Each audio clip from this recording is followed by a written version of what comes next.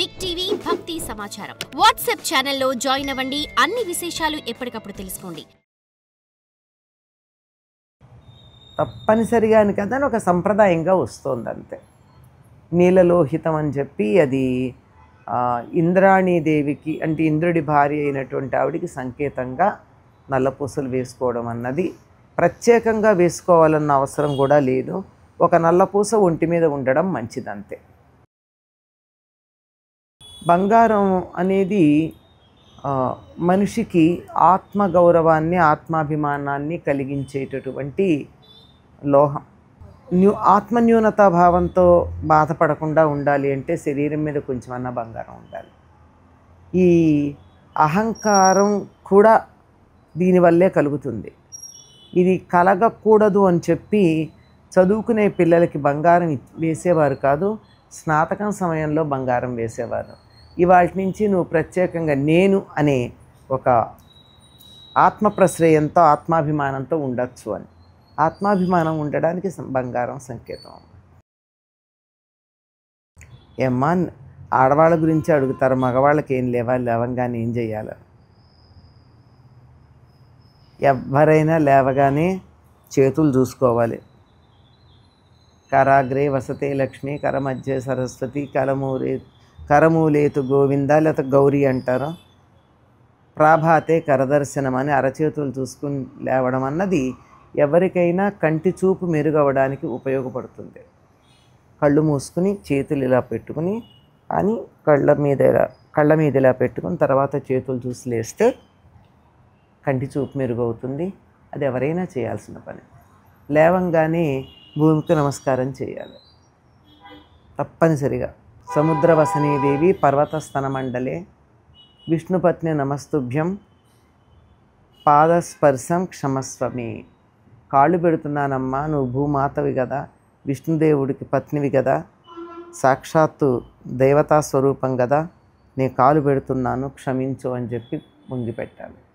దీనివల్ల ఇలా లేవడం వల్ల పక్షవాతం రాకుండా ఉంటుంది, రక్త ప్రసరణ బాగా జరుగుతుంది. ఇది ఎవరన్నా చేయాల్సిన పనిలే కదమ్మా. ఇవి చేసిన తర్వాత పళ్ళు తోముకోవడం, స్నానం చేయడం ఇలాంటివి అందరూ చేయాలి. వీళ్ళు చేయాలి వీళ్ళు చేయకూడదని ఏముందమ్మా. ఈ పని ఎవరు చేయకూడదు. ఎవరికి కంటి చూపు మెరుగ్గా ఉండాలని అనిపించదు, ఎవరికి పక్షవాతం రాకుండా ఉండాలని అనిపించదు, రక్త ప్రసరణ బాగా జరగాలని ఎవరికి అనిపించదు. అందరికీ కావాల్సినవే. అంచేత అందరూ చేయవలసిందే. నిద్ర లేవకుండా తప్పనిసరిగా చేయాలి. ఈ దీంట్లో పూర్వం తెలుగు పాఠాల్లో ఉండేవి. రాముడు మంచి బాలుడు అని చెప్పి ఏం చేస్తాడో చెబుతూ ఉదయముననే నిద్ర లేచును, పళ్ళు తోముకుని స్నానము చేసి దేవునికి దండము పెట్టుకొనును. ఇవి ఉండేవి. ఇవే చేయాల్సినవి. ఇంతకన్నా ఎవరైనా చేసేది ఏముంది? అందరు చేసేది ఇవే. ఇంటి బాధ్యత. ఎందుకంటే స్త్రీ పురుషుల భేదం అన్నది శరీరంలో ఉండే హార్మోన్ల కారణంగా శరీరం కానీ మనస్సు కానీ ఏర్పాటు అవుతుంది. హార్మోన్ల కారణంగానే. అందువల్ల ఎంతసేపు పురుషుడికి శరీరం కొంచెం దండిగా పెద్దదిగా కనపడుతూ ఉంటుంది, బయటికి వెళ్ళాలనే తాపత్రయం ఉంటూ ఉంటుంది. అందువల్ల బయట పనులు బాధ్యతలు పురుషుడు నిర్వహిస్తే ఇంట్లో ఉండి చేయవలసినటువంటి సున్నితమైన పనులు, నాజూకైన పనులు, మెత్తని పనులు ఆడవాళ్ళు చేస్తారు. ఈ రెండు ఇలా సర్దుకుంటే చాలా ఆరోగ్యకరమైనటువంటి కుటుంబ వ్యవస్థ ఉంటుంది. మంచం మీద కూర్చుని ఏ పని చేయకూడదమ్మా, అందులో అసలు తినకూడదు. మంచం దేనికంటే పడుకోవడానికి. ఏది దేనికి నిర్దేశించబడిందో అక్కడ అదే చేయాలి. అంచేత మంచం పడుకోవడానికి మాత్రమే గనక ఇంకేం పనులు చేయకూడదు. ఎవరైనా పడుకుని చదువుకుంటుంటే కూడా మన వాళ్ళు ఊరుకోరు. మంచం మీద పడుకుని చదువుకోకు అంటారు. అట్లాంటి తినడం ఏమిటి? మంచం మీద ఎవరు తింటారు? రోగులు, బాలింతలు తింటారు. మనం రోగులమా బాలింతలమా? కానప్పుడు మంచం మీద తినడం ఏమిటి? తప్పు, తినకూడదు.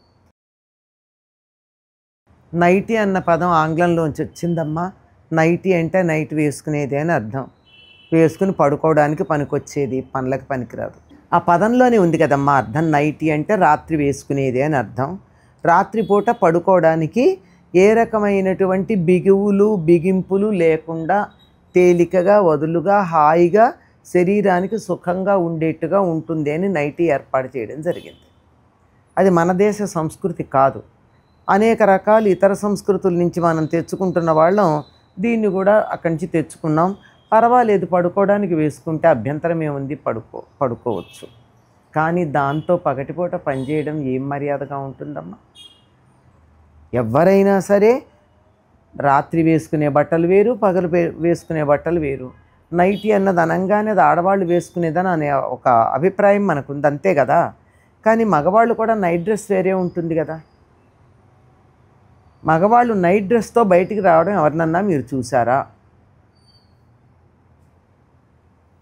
సేమ్ కలరు లూజ్ పైజమా లాంటిది, లూజ్ కోట్ లాంటిది వేసుకొని ఉంటారు. కొంచెం ధనవంతులైన వాళ్ళు దేనికది డిఫరెంట్ డ్రెస్సులు వేసుకునే వాళ్ళు నైట్ డ్రెస్ అది వేసుకుంటారు.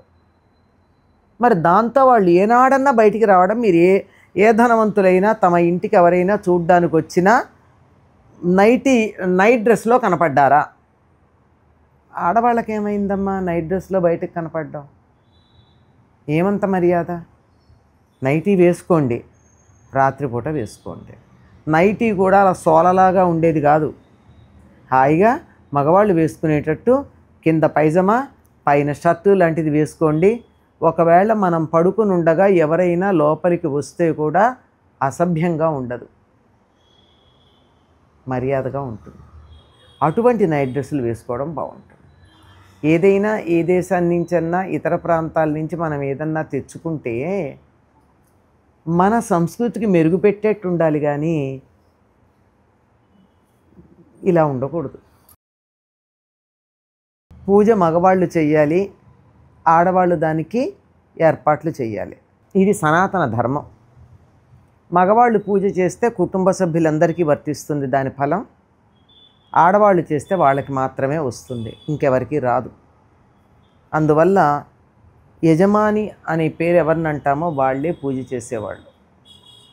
ఆడవాళ్ళు పక్కన సహకరిస్తారు. మాకు కూడా ఏదన్నా ఫలితం కావాలి అని వాళ్ళు కూడా అనుకున్నట్టయితే వ్యక్తిగతమైనటువంటి ఆధ్యాత్మిక ఔన్నత్యం కోసం వాళ్ళు చేయొచ్చు. కానీ మళ్ళీ సంకల్పం చెప్పుకోవడం, మళ్ళీ దీపాలు పెట్టడం, దీపారాధన చేయడం ఇలాంటివి అక్కర్లా.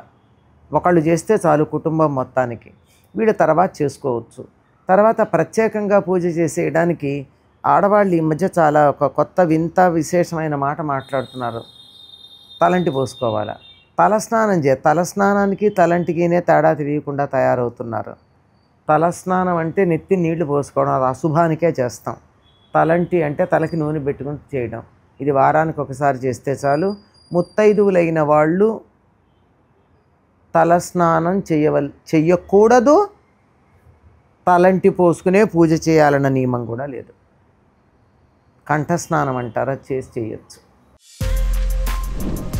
For more videos like this, subscribe Big TV channel.